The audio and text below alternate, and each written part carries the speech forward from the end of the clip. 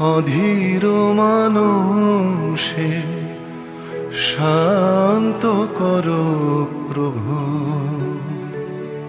নিথর করো সব পাপে ভুলে গো। অধীর মানুষে শান্ত করো প্রভু, নিথর করো সব পাপে ভুলে গো। অনন্ত কুতূহল নিধন করো প্রভু, মনোবাসনারে দিও জ্বালায়।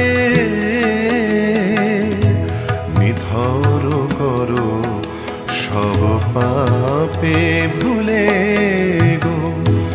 অধীর মানুষে শান্ত করো প্রভু, নিথর করো সব পাপে। নৈহাটির বড় মা পশ্চিমবঙ্গের নৈহাটিতে অবস্থিত একটি বিশ্ববিখ্যাত হিন্দু মন্দির। এর অপরিসীম আধ্যাত্মিক তাৎপর্যের জন্য পরিচিত। এই মন্দিরটি একটি প্রধান তীর্থস্থান, বিশেষ করে বার্ষিক কালী পুজো উৎসবের সময়। এই মন্দিরের ইতিহাসে 1 শতাব্দী আগে 1923 সালে সে সময় ভবেশ চক্রবর্তী নামে এক যুবক নবদ্বীপ ভ্রমণ করে সেখানকার বিগ্রহে জাঁকজমক দেখে একটি স্বপ্ন দেখেন।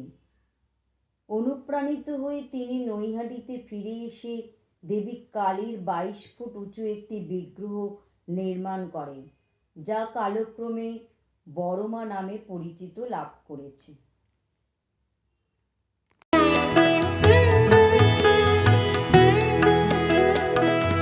যেথা পথ তোমা পানে নাহি লহে আপনারে, যেথা পথ তোমা পানে নাহি লহে আপনারে।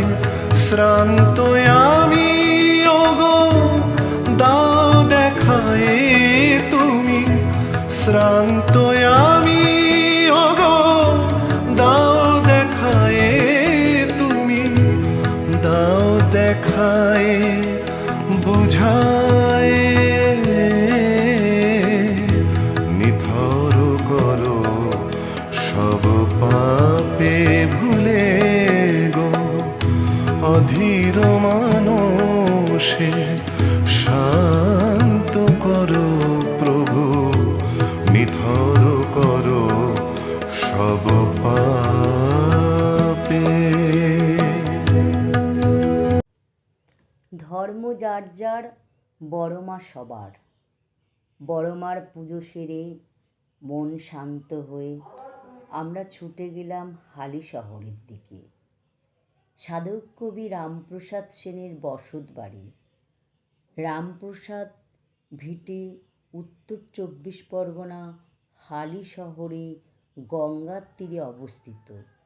হালি শহর স্টেশন থেকে টোটোয় এখানে যাওয়া যায়, যেখানে আজও রামপ্রসাদ কালী মন্দির ও তার সাধনার পঞ্চবটী বটগাছ বর্তমান। এটি এখনও একটি হেরিটেজ পর্যটন কেন্দ্র হিসাবে পরিচিত। মন্দিরের পাশে একটি প্রায় 450 বছরের পুরনো বটগাছ রয়েছে, যেখানে বসে তিনি সাধনা ও শ্যামা সঙ্গীত রচনা করতেন। বাড়ির ভেতরে একটি প্রাচীন পুকুর রয়েছে, যা সাধকের স্নানের ঘাট নামে পরিচিত।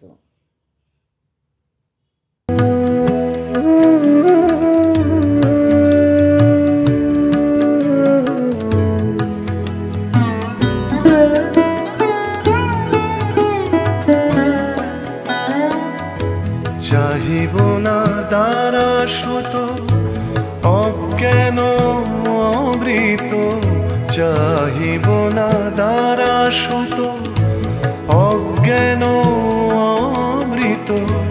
চরণ যুগল মম ঈপ্সিত রে, চরণ যুগল